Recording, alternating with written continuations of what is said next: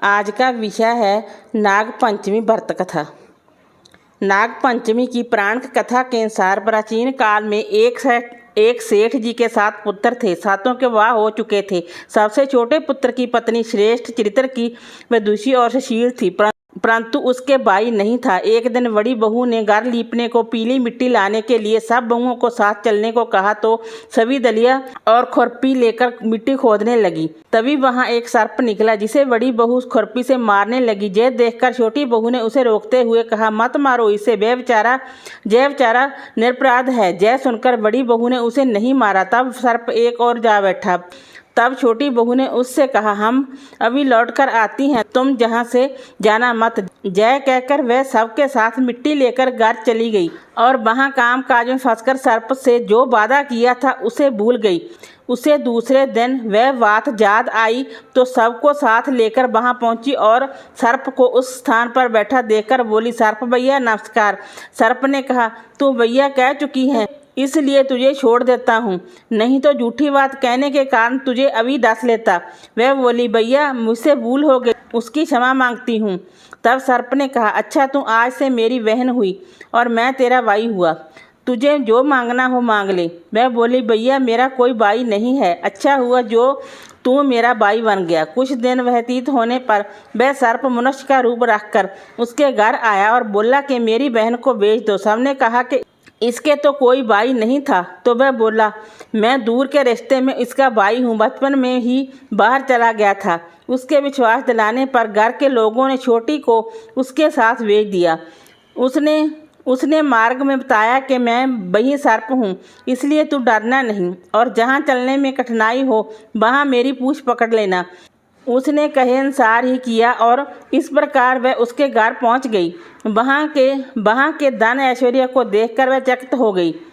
एक दिन सर्प की माता ने उससे कहा, मैं बाहर जा रही हूँ, तू अपने भाई को ठंडा दूध पिला देना। उसे यह बात ध्यान न रही और उसने गर्म दूध पिला दिया, जिसमें उसका मुख बुरी तरह जल गया।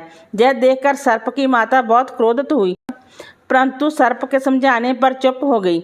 तब सर्प ने कहा कि बहन को अब उसके घर भेज देना चाहिए।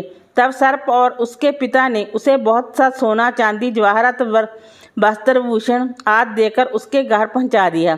इतना ढेर सारा धन देखकर बड़ी बहू ने ईर्ष्या से कहा, भाई तू बड़ा धनवान है, तुझे तो उससे और भी धन लाना चाहिए। सर्प ने जय वचन सुना तो सब वस्तुएं सोने की लाकर दे दी। जय देखकर बड़ी बहू ने कहा, इन्हें झाड़ने की झाड़ू भी सोने की ही होनी चाहिए। तब सर्प ने झाड़ू भी सोने की लाकर दे दी। सर्प ने छोटी बहू को हीरा मणियों का एक अद्भुत हार दिया था। उसकी प्रशंसा उस देश की रानी ने भी सुनी और वह राजा से बोली कि सेठ की छोटी बहू का हार जहां आना चाहिए। राजा ने मंत्री को हुक्म दिया कि उससे वह हार लेकर शीघ्र उपस्थित हो। मंत्री ने सेठ जी से जाकर कहा कि महारानी जी छोटी बहू का हार पहनेगी, वह उससे लेकर मुझे दे दो। सेठ जी ने डर के कारण छोटी बहू से हार मंगाकर दे दिया।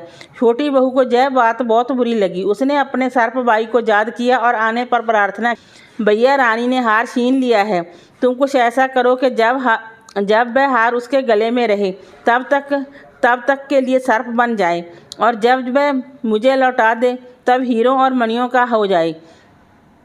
सर्प ने ठीक वैसा ही किया। जैसे ही रानी ने हार पहना वैसे ही वह सर्प बन गया। यह देखकर रानी चीख पड़ी और रोने लगी।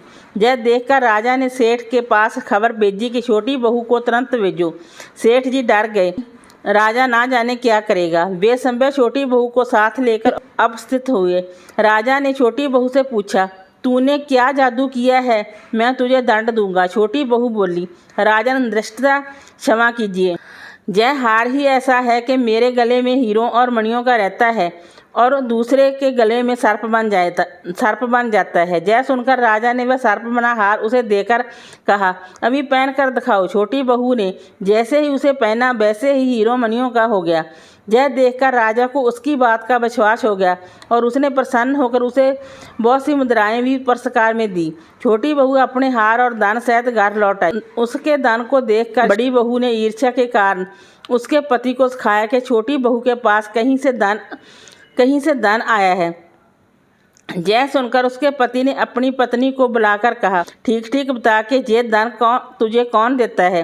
तब वह सर्प को याद करने लगी।